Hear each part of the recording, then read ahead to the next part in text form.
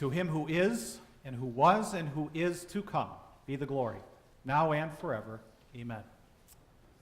The lesson for us to meditate upon this morning is from the first lesson today from the book of Malachi, the prophet, in chapter 4 that we read earlier in our service. We'll begin with a prayer. Lord, open now my heart to hear, and through your word to me draw near. Let me your word ere pure retain, let me your child and heir remain. Amen.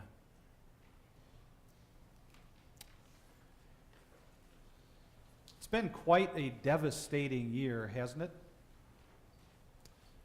You jump back earlier in the year and you saw fires raging up north of here, about 3.5 hours up by Reading. 450,000 acres burned, making it the largest wildfire in California history.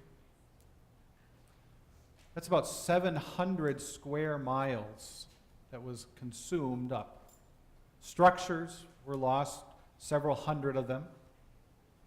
Billions of dollars it's going to take to restore what was lost. As people saw the fire coming towards their homes, they were given evacuation orders that they had to leave now because it was not safe. And they found their way out, following a path, wondering when can we get back home again?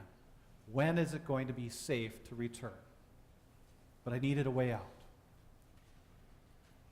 Not too long ago, on the Florida Panhandle, you saw Hurricane Michael come ashore.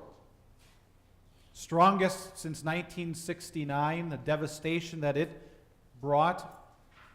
If you saw the pictures, you saw beach coastal cities wiped out. Buildings flattened. Looked like a bomb had gone off. Garbage everywhere. Even our own church in Panama City, Amazing Grace, had the whole front taken off and so much damage. It's a big rebuilding project there too. Billions and billions of dollars. Hundreds of thousands of people without power. Evacuation orders given, and people had to get out of the way. Again, wondering, when is it going to be safe to return after that fateful day, awful days of that storm that swept through? How are we going to get out? What's the evacuation way out of this thing to be safe? Today we get to talk about the subject of Judgment Day, and you've seen it in the lessons, you've heard it in the hymns. And Jesus wants us to be prepared for Judgment Day because it's a day that will come. He's told us we don't know when it will be. We have to be prepared. We know that he's coming as judge. All will have to stand before him. As you heard in our one lesson, the books will be opened. And those who have done evil will be judged. Those who have done good will be judged. Really, it's talking about those who without faith in Jesus, those who with faith in Jesus. Either you're with him or you're against him. Made it very clear that he's going to be sitting as judge. How do we make sure we get out of the way of this judgment coming, the evacuation, and go to safety? Well, that's what the prophet Malachi is giving to the people, the Old Testament people of Judah. And he's talking about Judgment Day in this last chapter, these last verses of the last book of the Old Testament. Malachi prophesied about 400 some years before Jesus came on the scene. And he opened up to the people the message about Judgment Day and how to be ready. How are you going to be ready for Judgment Day? How are you going to view it? How's it going to impact you? Is it going to be heat or is it going to be healing? Which is it going to be? And that's what we're going to explore this morning with Malachi's prophecy, all about Judgment Day and Jesus coming back as judge. How do you view it? Is it heat or is it a day of healing? Jump back into the time of Malachi. As I mentioned, about 400 some years before Jesus, you have the people of Israel had been brought back to the promised land. They had resettled the promised land of Judah. They had rebuilt the temple. And there were questions whether God had still cared for them or not, because life wasn't exactly the way that they anticipated to be, returning back to the promised land, rebuilding the temple, and now, does he still care about us or not? Well, he indeed did, and he had sent prophets to, again, preach and proclaim to the people, because there was a problem with them too, with those people. You see, as much as they had built the temple and restored worship there, still they found their hearts, and God saw their hearts were acting in unfaithfulness to him. They weren't ready for him. If Judgment Day were to come, or they were to face their Maker in death, as we heard in our previous lesson, you're destined to die once. Face judgment. How could they be ready for it? And that's what the job of the prophet Malachi was. And listen to how he opens up our verses again today. Look, the day is coming, burning like a blast furnace. All the arrogant and every evildoer will be stubble. The day that is coming will set them on fire, says the Lord of armies. A day that will not leave behind a root or branch for them. He's addressing them where they are at in their spiritual lives. He says, this day is coming. There will be a day when you have to face your God. There will be a day when Judgment Day comes, and you're going to be there present, whether you had died before or you're still living. And he uses some very strong language and says, it's going to be like a blast furnace. And you've heard that description of Judgment Day before, I'm sure. A fiery judgment coming. The elements consumed by fire, the New Testament tells us, and everything in it laid bare. And he says, evildoers and the arrogant are going to have to stand before him and face this judgment against him. And did you catch what he also said there?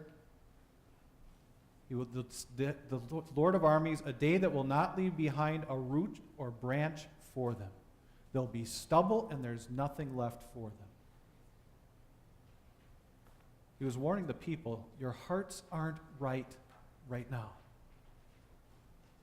Your hearts are in danger of being part of those evildoers and arrogant in facing the judgment of God. How is it that we think about Judgment Day? How do you think of it? Something off in the distance? Maybe going to happen during your lifetime? Maybe it's 100 years out, 1,000 years out yet? Don't give it much thought? Well, we do speak about it. We just did.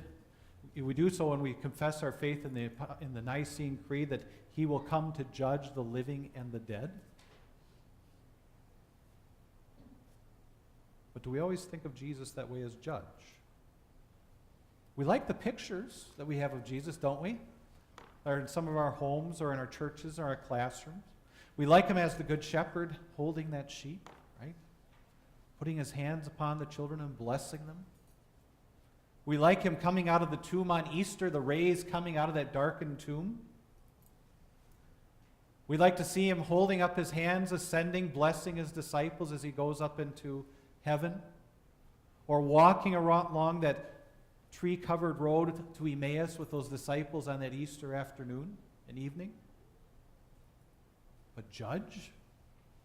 The judge who's coming, sitting on a throne with his armies, the Lord of armies, coming to judge the world and hold them in his hand and put them on scales and see, are they able to be in heaven or not? Probably don't have many pictures of Jesus like that in your home, do you? I don't think we have any even here in our church. Well, it's a true reality.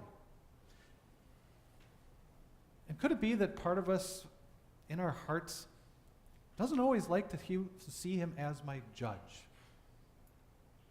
Because it brings up the reminder of who I am. It reminds me that I am no different than the people at the time of Malachi.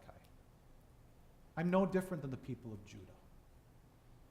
Walk through the book of Malachi, and he addresses a problem with the people that their offerings were garbage to the Lord.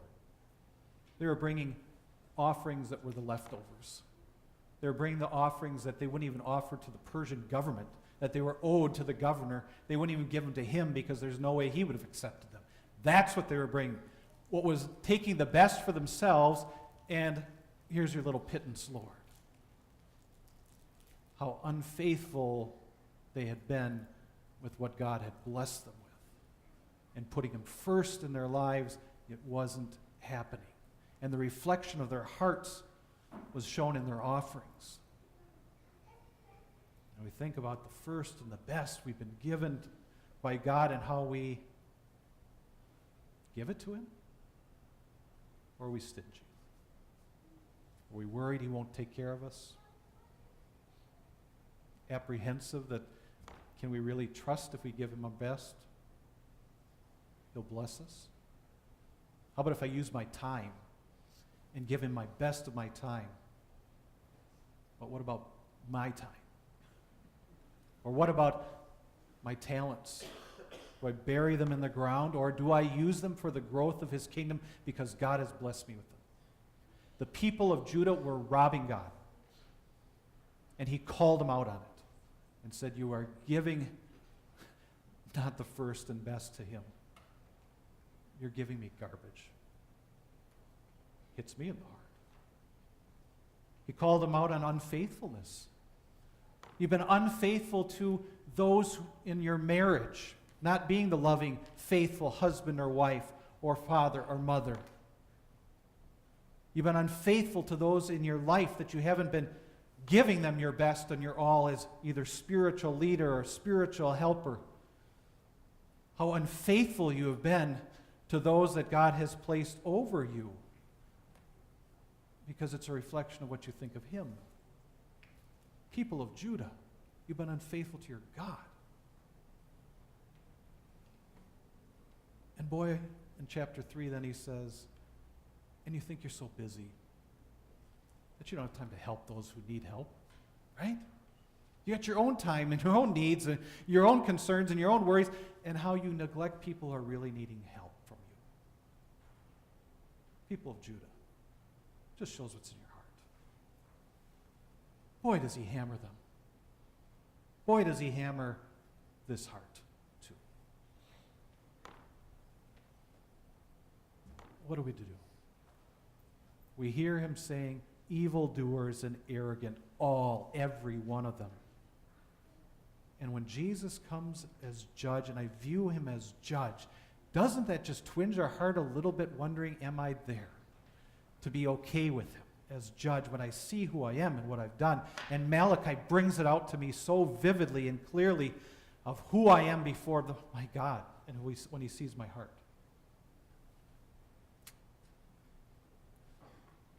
Well, we're talking about Judgment Day, and he uses a great big word that gets the people's attention and should grab our attention too in our lesson. The great, big, huge word that he uses in this lesson is the word but. 3 letters. Big word. Stop where you're at and take notice of this now. You've seen who you are, and I pointed it out to you as Malachi the prophet to you people of Judah, and God knows he's done it to me today. But, listen to what he says next. But for you who fear my name, catch that? But for you who hold me in awe and respect of who I am in my name, my reputation, of who I am as your God, you who respect me. And when it talks about fear, it's saying, I recognize God for who he is in every way. I recognize him as my creator. I recognize him as my provider and my judge and my savior, my rescuer.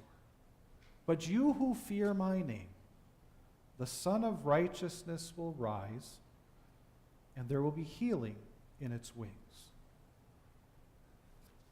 Stop where you're at and remember, people of Judah, as I pointed out your sin as the prophet sent from God, Malachi. It's people sitting in Modesto today. Just stop a moment. You who recognize God for who he is, do you see what he promises? That the Son of Righteousness will rise with healing in its wings.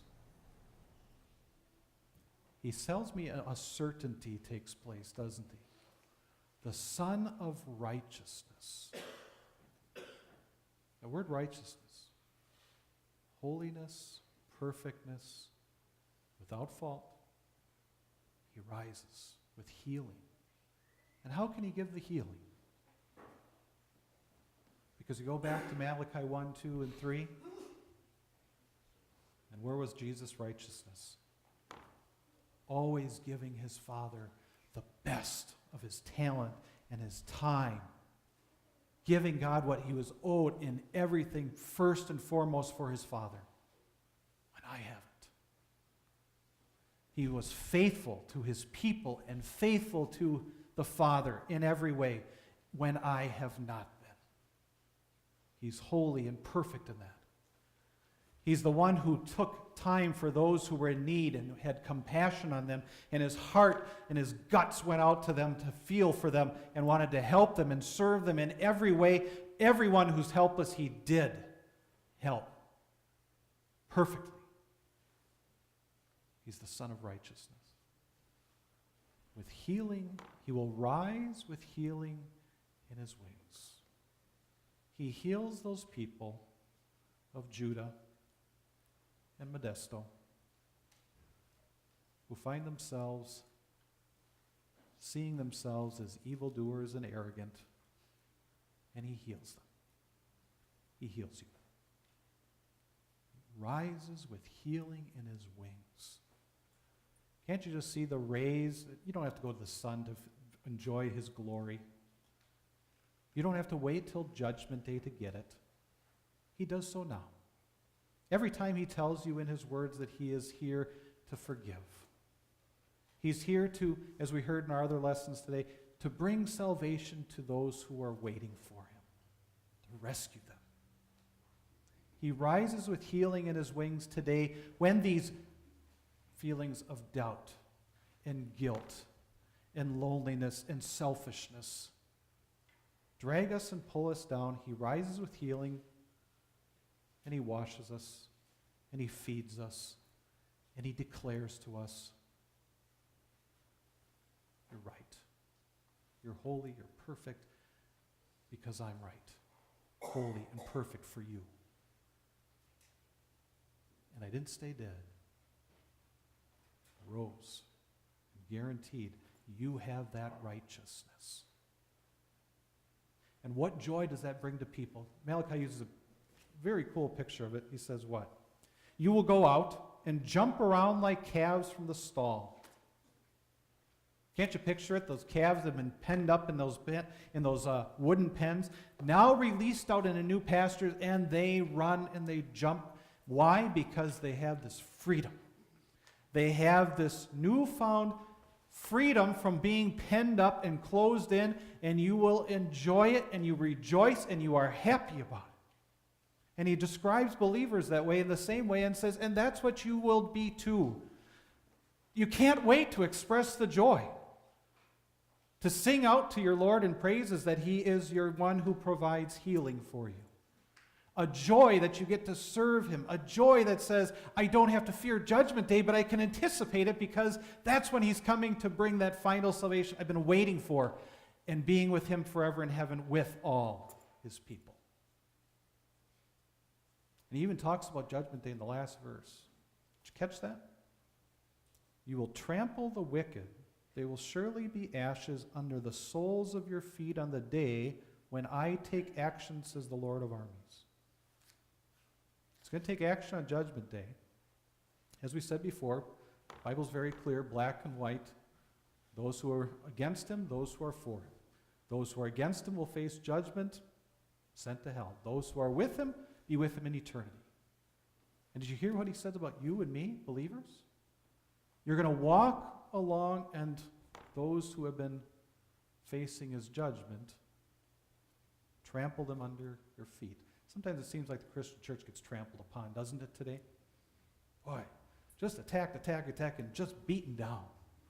And he says to Christian people, on that day, when the Lord of armies comes, the Lord of all angels and all hosts comes, and he wins, and he defeats, and he brings his final judgment, and he destroys those who are against him, sends them away, defeats them totally, you will be walking where? With him. You'll be walking on that day of judgment. Not dead in a grave, not lifeless, not separated from him, but with him. So what does the day of judgment mean for you? Do you see it only as a day of heat or healing? As we sit with the people of Judah, it's pure healing. You know, God has never promised us that there will be no hurricanes that blow through and devastate our lives. He's never promised us that these harsh storms will never come across the days, the ages, the years of our lives and do some devastating effects. Not just taking homes away or ruining property, but you know the types of storms that come through life. But he has promised us that as that storm comes, there's always the evacuation, isn't there? It's always at the end. There's the day that is the day that we can finally see, yeah, I can escape and get out. It may be the day of judgment. Maybe God makes you wait through these hurricanes of life that you experience one after the other, but the day of judgment comes, and he says, there's your way out. There's the healing. And there is where we sing with the saints of old who have sung these same words, anticipating Jesus coming as the baby and Jesus coming as judge. You know the words from the third verse of Hark the Herald Angels Sing. We hear him, hark the heavenly Prince of Peace, hail the Son of Righteousness. Notice Malachi 4 coming out here. Light and life to all he brings, risen with healing in his wings. Malachi 4. Mild he lays his glory by, born that we no more may die. What a healing. Born to raise us from the earth, born to give us second birth. Hark the herald angels sing, glory to the newborn King and our Judge. Amen.